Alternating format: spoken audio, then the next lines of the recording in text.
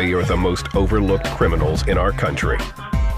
All nasty. They always expect the next to do. They never expect the female to do nothing. And among the most dangerous. I wouldn't give a shot.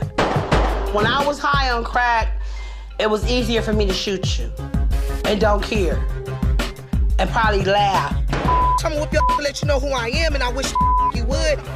They're girls in gangs. When you say let's go, let's go. The girl was getting smart and I just took off on her. I hit her and I was bamming her head on top of the car. I even give you a choice sometime. You wanna get shot with 357 and you want me to shoot you with this 45. Their reasons for a life of crime may be different. When a woman commits a crime, there's a man behind it. The thing, that girls and women do, they do it for love. But like their male counterparts, they crave respect and money. In this world, they're not easily attained.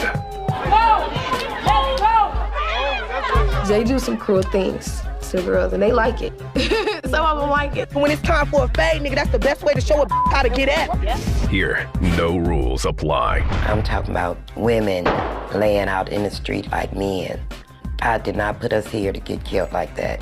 I don't believe in my heart that I could ever kill nobody's mother. But then again, I do.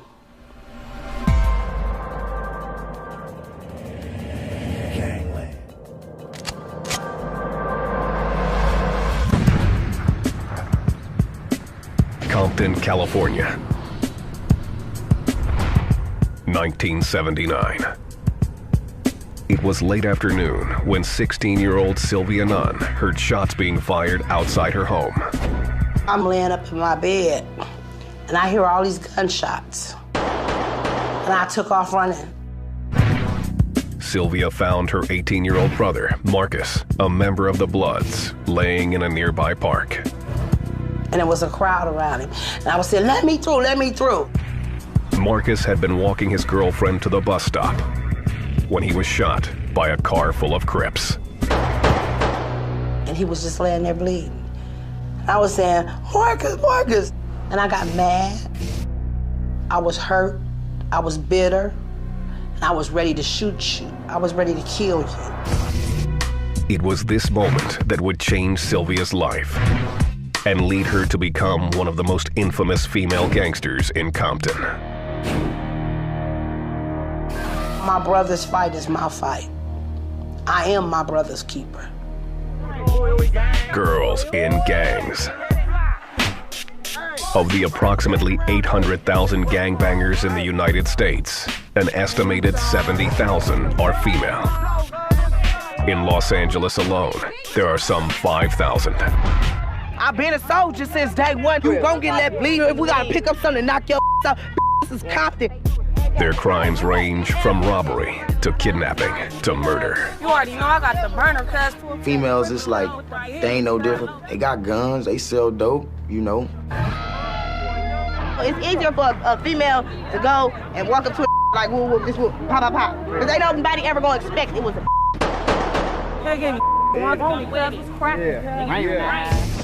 Female gangbangers like Donna Graham have been around for decades. Donna, known as Cheetah, is an OG, an original gangster. She joined the Crips in 1970. I have fought men and girls. I mean, if we fighting, we fighting. If they getting off and the girls are there, we're gonna jump in.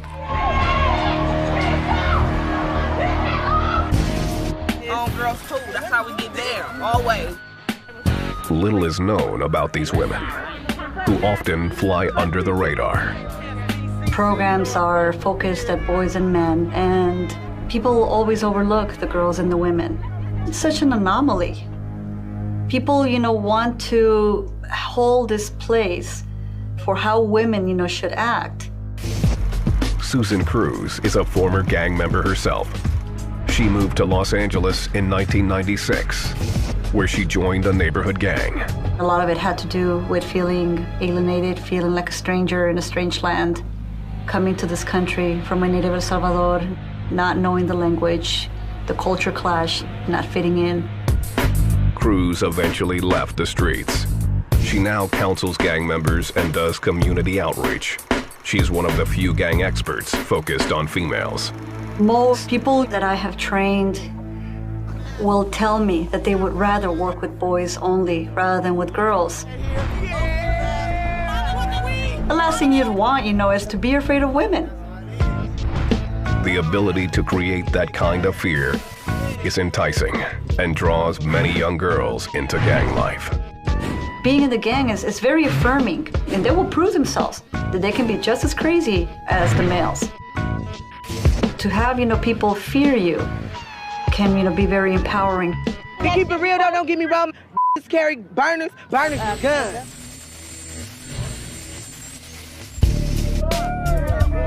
There are other reasons that girls join gangs. Many come from broken homes and are looking for support. It's really rare, to see that a girl will try to find, something to replace her family if everything's okay in her family. Usually, something is really, really not okay for her to be trying to find something to replace it with. That was the case for this woman from Compton, who goes by her street name, Difficult. You gotta fight. You might have a girl that look at you in the wrong way, and then that might lead to a fight right there. You just gotta defend yourself. Difficult was only 6 years old when her mother, Linda, went to jail. I was a fool. I took the rap for my boyfriend. He said he would get 12 years if I didn't tell them that the drugs were mine. Linda spent 2 years in prison. Without a mother at home, Difficult found the family she was missing out on the streets. When she was 13 years old, she joined the Bloods. If you don't want to be part of their little gang or whatever, they're gonna keep treating you like an outsider. So I wasn't really there for her. She blames me a lot for that. There's something else that drives women into gangs. Love. Many girls get involved because of a relationship. They're the girlfriend of a boy who's in a gang, or the family member is in the gang. My girl in the front seat looking fine as wine, thin as wind.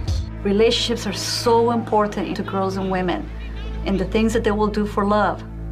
Short of, giving up their lives, and some of them even do that, giving up their freedom. Whether they're sisters or girlfriends, the women are assets to the gang, especially when it comes to hiding contraband. Male police officers are less likely to search a woman.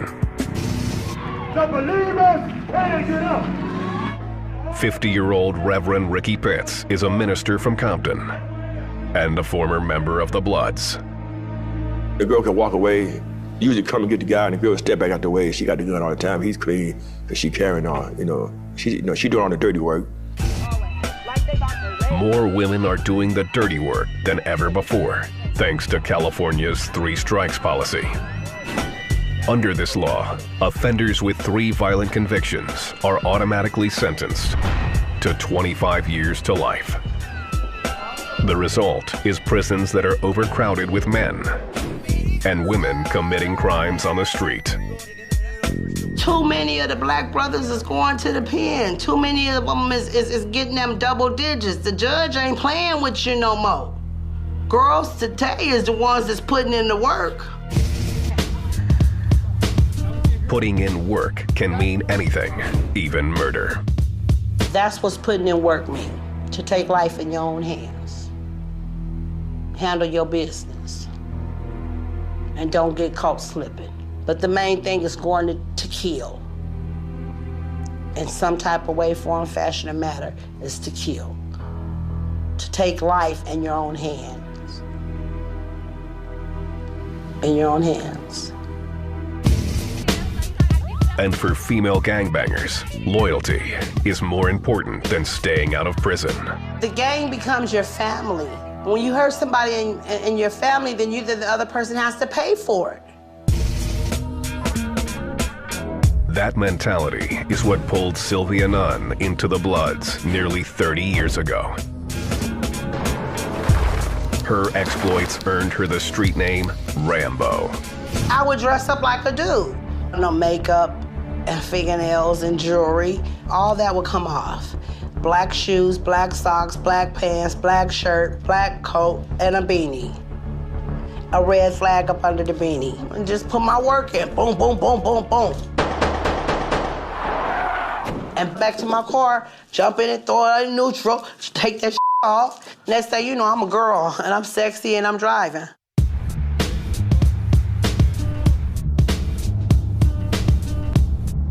Sylvia dressed up like a man the day her brother Marcus was shot by the Crips.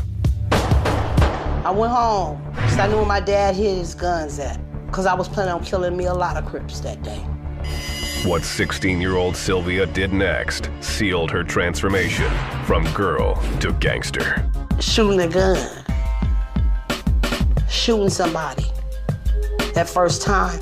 After that, it ain't hard to do. If you can get over it the first time, it's not nothing that you can't do again.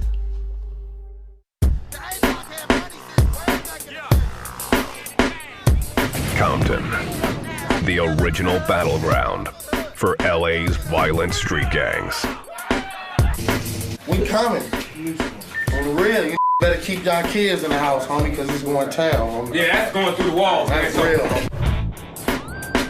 Compton sits just 22 miles southeast of the ritzy streets of Beverly Hills. Yet the homicide rate is 6 times higher than the national average. For gangbangers here, like this Crip, Young Guess, death is no stranger. I'm like kind of a professional mourner now, you know. Death don't really bother me like that. It hurt real bad when you love somebody and they die, but I don't give a about it no more. Linda has lived in Compton for 3 decades and raised children here.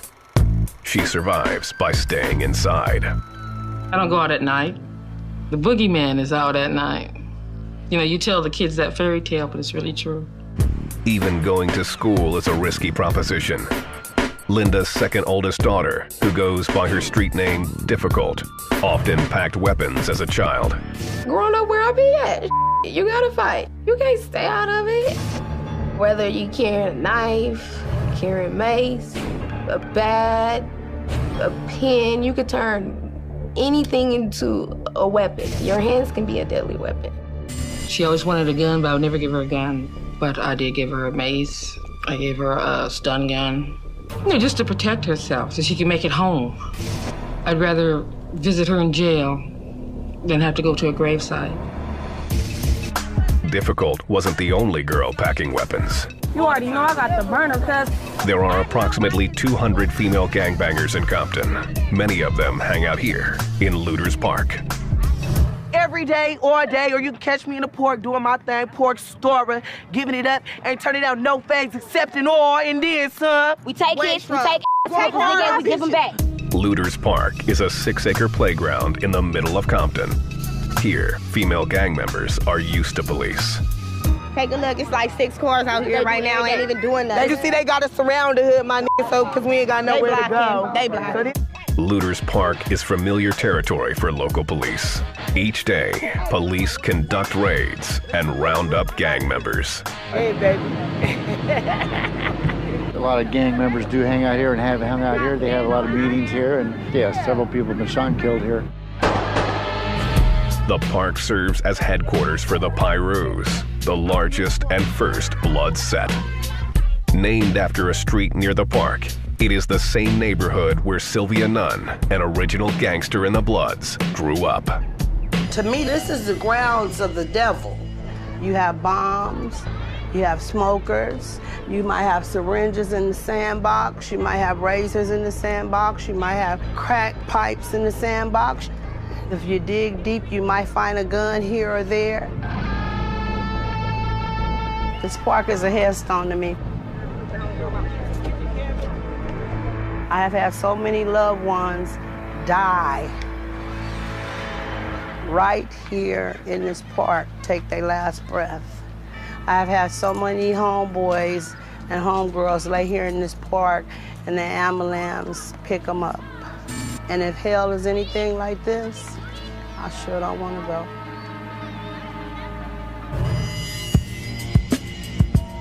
Sylvia and her family first moved to Compton, then a largely white city, in the late 50s. Like many other middle-class black families, the nuns were drawn by the city's single-family homes. My mother and father worked hard to make sure that we had everything. We were a high-class, upper black family. I had a new car every year. In the 1960s, racial tensions began growing as the civil rights movement gained momentum across the country. Then, on August 11th, 1965, Compton's relative peace was shattered. In the neighboring city of Watts, a white police officer beat a black man, Marquette Frye. Riots broke out, and for 6 days, looting and fighting ruled South LA.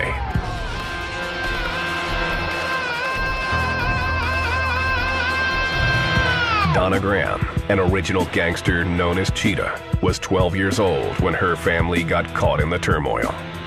The police did run over my brother on 111th and Avalon, and they just left him there. They didn't go back to help him or nothing, just hit him and left him on the side of the tracks. Cheetah's brother survived, but in just 6 days, 34 people were killed. More than 1,000 were injured.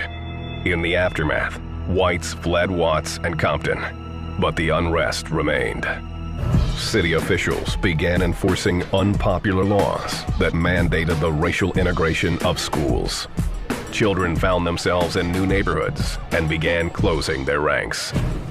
Memories of the Watts riots were still fresh, and distrust of the LAPD ran high. In 1969, the first black gang in South Los Angeles, the Crips, was born. We just protected our neighborhood and didn't allow no other persons coming over there destroying our neighborhood or messing with our older people. If we went somewhere and somebody fought, we all fought. Compton answered with its own gang, the Bloods. Sylvia's older brother, Marcus, whose street name was China Dog, was a member. My brother's a big deal. He's the dog. He's the bow wow wow yippee-yo, yippee-yay. He the dog. They don't the dog. Sylvia's father, Willie, a former professional boxer, taught her how to fight and shoot a gun. My dad told me, I'm gonna teach you everything that a woman needs to know. You ain't gonna need a man but for one thing, and that's the bedroom. When I get finished with you, you're gonna be able to change your own flats, steal your own car, shoot your own gun, and fight your own fight. Cause you my baby, and I don't want nobody effing with you. In 1973, Sylvia's father was convicted of drug possession and sent to prison. With her father in jail, life in the nun home began to unravel. By the mid-70s, fighting between the Bloods and the Crips intensified, and gang membership exploded. From the beginning, women were in the mix. They were dubbed the Criplets and the Bloodettes. 18-year-old Cheetah, who lived in a Crips neighborhood, was pulled in reluctantly. I didn't want to be a Criplet, and when I was asked, or I really wasn't asked, I was told. At first, the female gangbangers were mainly support for the guys. They helped protect their neighborhoods from rivals by fighting, though rarely with guns. It was like fighting, you know. Somebody would come over there and say, we'll meet you at the park, and they'll meet up and they would fight.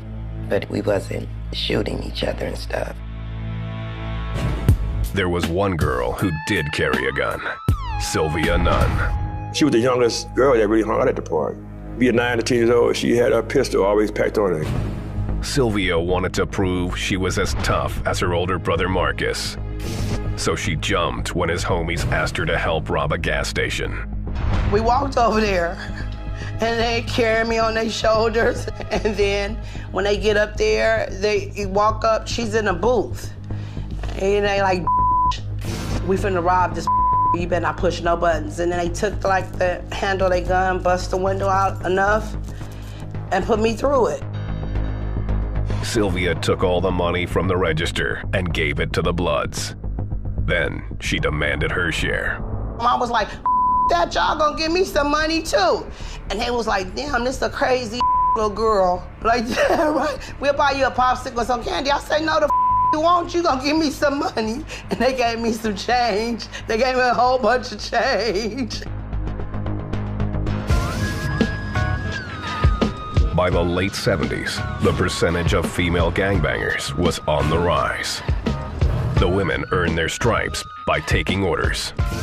The men would never be afraid of women, you know. They just know a woman to do what a man tell them to do. But one young woman continued to stand out from the pack, Sylvia. Other girls really, were fearful of her. But as time got older, she got more ruthless. With both Sylvia and Marcus in the Bloods, the Nunn family was central in the gang. Without their father there to stop it, their home became its unofficial headquarters. Everything in the house was red. Red carpet, red furniture. We had red walls. I mean, it was just like blood down. It was also a constant target for the Crips. We sitting in the living room, talking. We hear one shot hit the floor. We were so used to hitting the floor till it just became a routine. Their house was just like, shot up like shredded cheese a lot. It really was. I mean, day and night, day and night.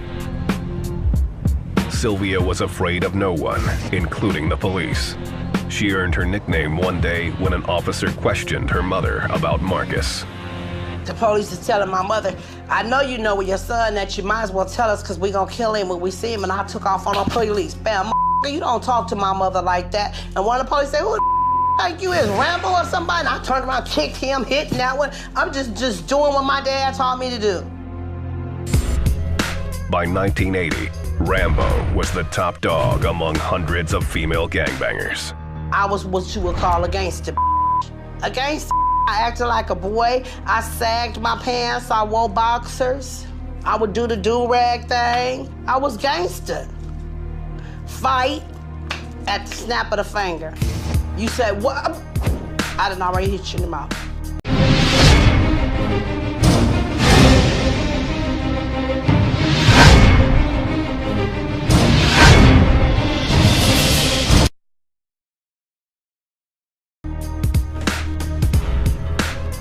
The rules changed, however, in the 1980s. A brand new drug appeared on the streets, and gang life would never be the same. Crack cocaine came to South Central, and the women went to the dogs. The men went to the dogs. Everybody was on crack cocaine.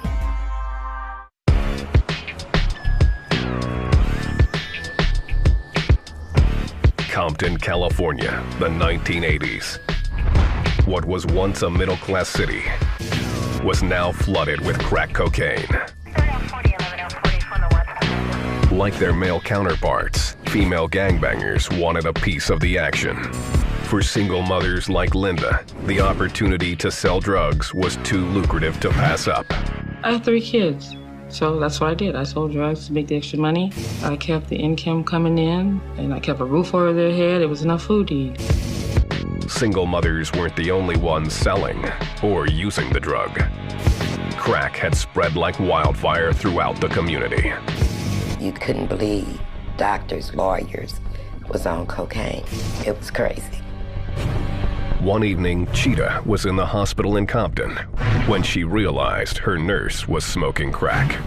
When I woke up one day, my nurse had a pipe in my drawer on the side of my bed. And I told my doctor if I didn't kill myself, they was gonna kill me because my nurse was on drugs. And I checked, he let me go home. Gangs were the engine that drove the crack epidemic.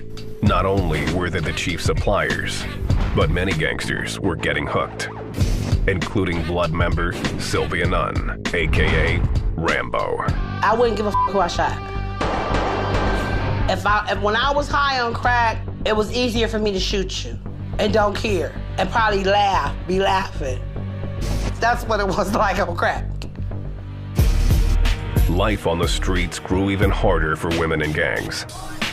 Violent crimes were more common, and families fell apart as users and dealers were killed or sent to prison.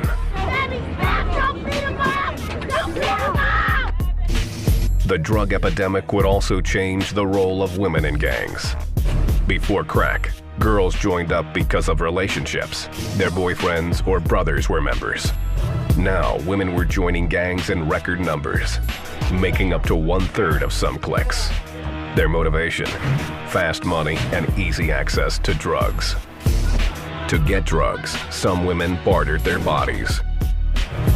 Sex became a means to an end. Crack's changed the role of women in the gang because once you become real addicted to it and you get to doing anything for it, how can a homeboy respect you? It's hard to see you as that homegirl again that they looked up to. In the past, females used their association with male members to join the gang. But as the stakes became more dangerous, so did their initiations. Girls had to fight their way in. They'll ask you a couple questions or whatever, test you or whatever. And if you pass the test, I mean, you can get put on, it's nothing. But the thing is, you gotta get down. Motherfuckers look at us like, okay, these just females. But yeah, do you know we'd be saying, bitch, we're gonna gun your too. You feel me, my? Sometimes, you know, you have to fight about 5, 6, 7, 8 people. It depends. You might have to shoot somebody or drive-bys, whatever the hell they might do. It's your choice to make. There's another way girls join, by getting sexed in. There's certain people that believe you can get put on a whole nother way. That is another put on. You can get put on like that if you want to. Some of them do get sexed in. Some of them have to, you know, probably have to do it to about 5 different guys or 3 different guys. In the eyes of both male and female gangbangers, girls who are sexed in are less respected. Most of the females that do get sexually initiated in, they be already, you know, hoes, sluts, tramps, and stuff like that. They just ain't getting paid for it. Those girls and women are not officially recognized by most gangs as being part of the gang. Eventually, you know, they start also being alienated and shunned and cast aside. And so what they had thought was going to be the easy way in was actually also the hard way out. Girls who are sexed in may not last for long, but those who put in their work do. The more crime a girl commits, the more important her role in the gang becomes. You throwing up down here? Hell yeah. Nowadays, how this world is, you got someone that want to be guys that look like men and stuff like that. So, you know, that want to be guys that's harder than these guys out here, you know, that put more work in than these guys out here, you know. There is one boundary many girl gangsters don't cross when they're doing their work. Tyler got 2 of them off. Unlike the men, most only attack for personal reasons.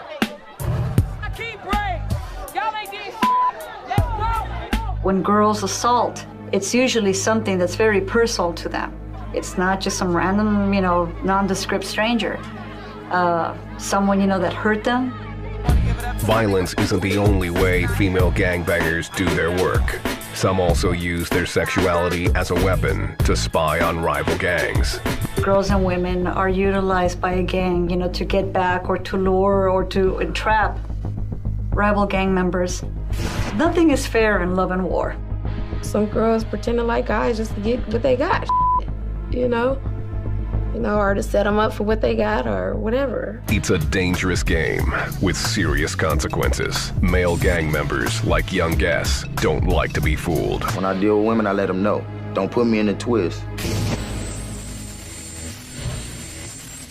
Because I'll break your neck just like I break your neck. In spite of their tough ways, the girls still aren't welcomed by all gang members. It really does depend on the gang. Gangs are that slice of society. Men and gangs view their women just like regular men do. They want to make sure that they're kept in a place that's checked, okay? That they are not above them or that they don't hold more than them.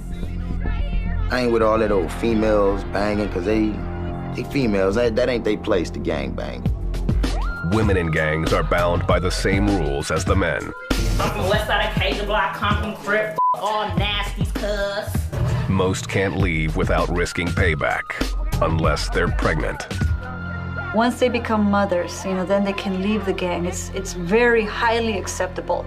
And it's actually almost a requirement, for some gangs that they, change their status, because nobody wants, a pregnant, woman dead. Leaving a gang is never easy, though, especially for longtime gangbangers like Sylvia Nunn. For her, the lines between gang and family disappeared in 1979, the day her brother Marcus was shot by the Crips. If you shot my brother, I could kill your mother. If you shot my sister, I could kill your mom and your daddy. If you shot my nephew or my niece, I could kill your whole family.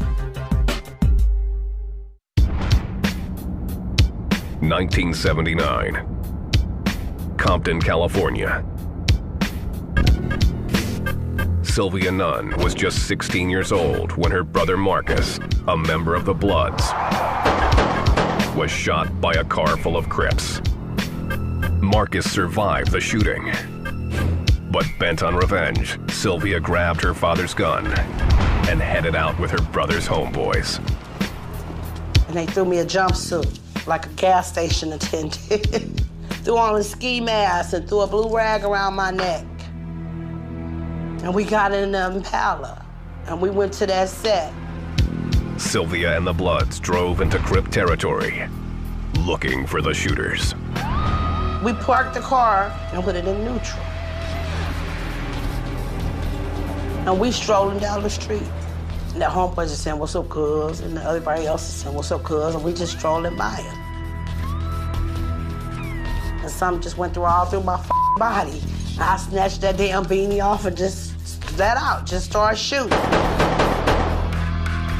Sylvia and her homeboys shot into a crowd of Crips. Sylvia was hooked. Shooting a gun is like eating an apple to me. Then you eat the apple, and it tastes good. Then after a while, every day you eat, you want an apple. Over the next decade, Sylvia would work hard at earning her nickname, Rambo. We wasn't cowards. We didn't do drive-bys.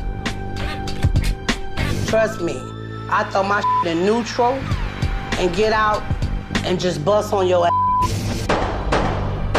I even give you a choice sometime. You want to get shot with a 357 or you want me to shoot you with this 45? Nunn wasn't the only woman calling the shots in Compton.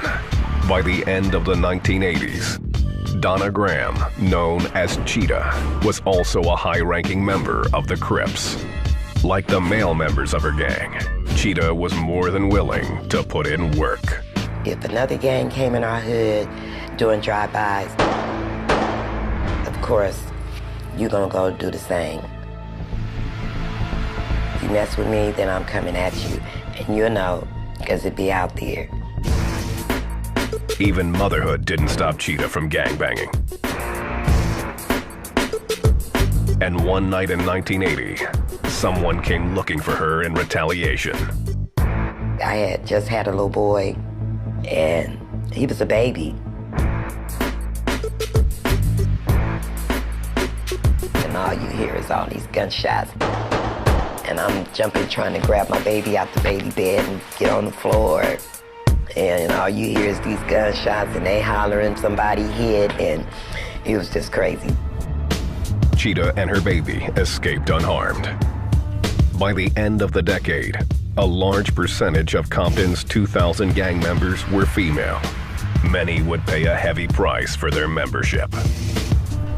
July 23rd, 1991.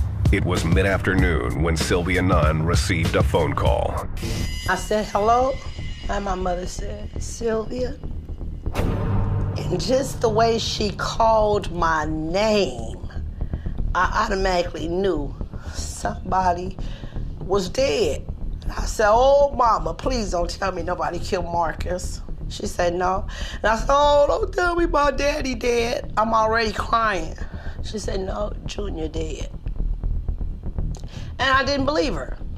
Sylvia's oldest brother, Junior, was walking down a side street in Compton when a strange car drove by. He was shot in the back of the head and died on impact. Unlike Sylvia and Marcus, Junior had never been part of the gang. He was so damn humble. If you say, Junior, here, kill that fly for me. He stuttered. You kill it. The fly got a right to live like you got a right to live. Junior was part of the royal family of the Blood's largest set, the Pyrus. For a rival gang member, taking out a nun was the ultimate hit. I think they might have killed Junior, probably, maybe for something I had done. People forgive, they don't forget. You could kill a nun, and where you would kill an average Pyru, you just steal a Crip. But to kill a nun is to be a soldier. Sylvia returned home that afternoon with one mission. Rode around through the neighborhood asking questions, trying to find out what we can find out. And the names that did pop up, each and every one of them are dead today. Ask me, am I sad about it? No, not one single bit. Death knocked on all their doors, and their mother got to experience what my mother got to experience. After the murder of Junior, Sylvia's life spiraled downward into addiction. A friend of mine started rocking it up. You could take one of his rocks and smoke it all day. That's just how good his dope was. So it came from the point of being a rich kid to being a crackhead. Sylvia became a hardcore dealer and would do anything necessary to keep police from discovering her stash. I just remember this one time I had my nephew and the police was coming and I had this dope. So I put him on his diaper and I put the dope laid the dope on him, and then I put another diaper on him and went on down the street. In April of 1991, as Sylvia walked home from a store, she was approached by police. They had a warrant for her arrest. He said, now check this out. Either you finna go to jail for that warrant, or you finna train my police for me. Training the police meant one thing. She would have to reveal the inner workings of her gang. The police took Sylvia into custody and questioned her about her involvement in the gang's drug operation. I used to walk around with a bear or a doll, a stuffed animal, and I would melt rocks on my doll's eyes and stick pipes in the doll's mouth. Soon after her arrest, Sylvia's father fell ill in Las Vegas. It seemed to be good timing, and she decided she would care for him. The only problem was she had no money. Until one night, a man picked her up on the street. He said, okay, how much you charge? Well, I'm not a prostitute, so I don't really, I can't tell you how much I charge. I said $500. He says, that for all night? I said, yeah. I just said, yeah. So he took $500 out and gave me 5 $100 bills. Sylvia took the money and ran. She bought a bus ticket to Las Vegas. The bus came, and I took the bus to Nevada with the clothes on my back.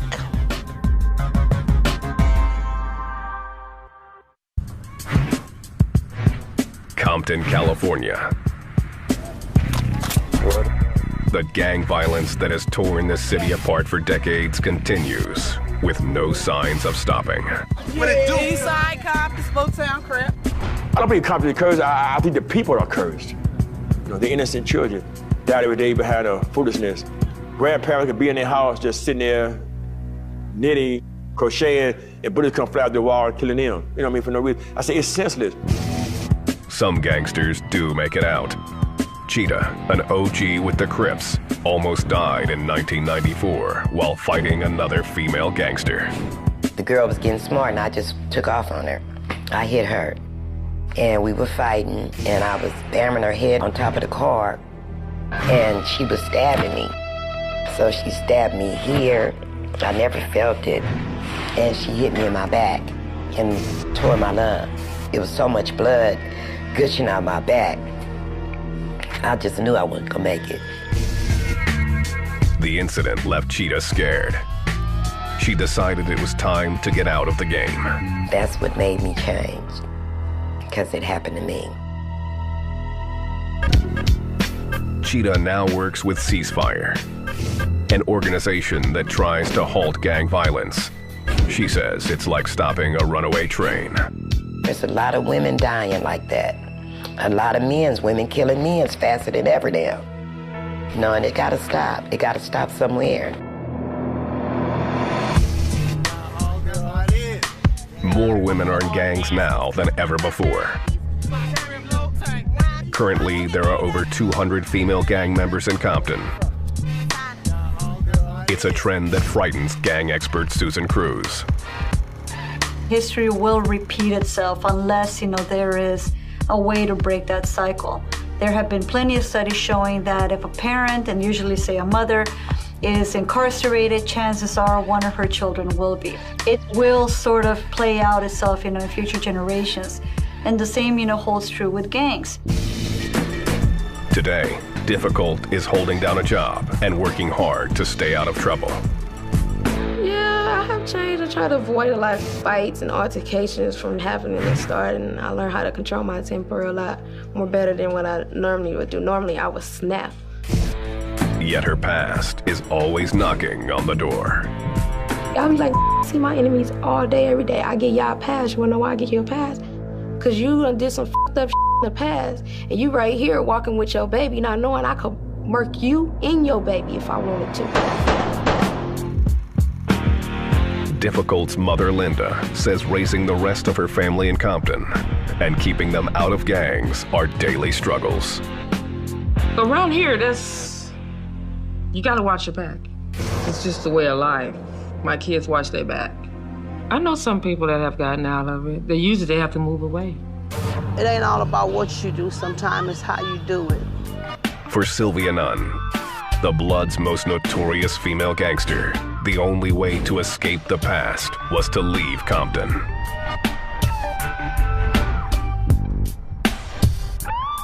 Sylvia moved to Las Vegas in 1993 after decades of violent gangbanging. Shortly after she arrived, Sylvia met a man and fell in love. Opposites attract. He used to be high sheriff of Kansas City, Missouri. Been doing construction all his life. But there was just one problem. He wasn't having it. It was like, you choose the gang and the dope, or you choose me. Sylvia stopped using drugs and gangbanging. She married the former sheriff and construction worker. 15 years later, they're still together.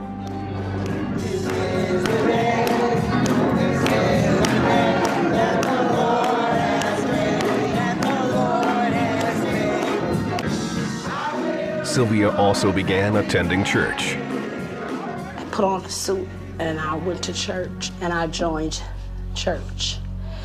And I've been in church since then. In the name of Jesus. And I put down Pyru and I picked up Jesus. Get out the gang. Leave the gang members alone. Let them go about their business. Look, bullets ain't got no name. And when you gang bang, you're putting your whole family in jeopardy. And why I believe that somebody should hear her story, because today somebody's out there who's going through what she went through. If I just can touch one, then all that stuff I done did in the past won't be in vain. And God will be in forgiving me. Yes! I would describe myself today as a saved, sanctified, filled with the precious gift of the Holy Ghost woman. How many know what we're singing about? A recovering drug addict and an ex-gang member who's happily married and love God.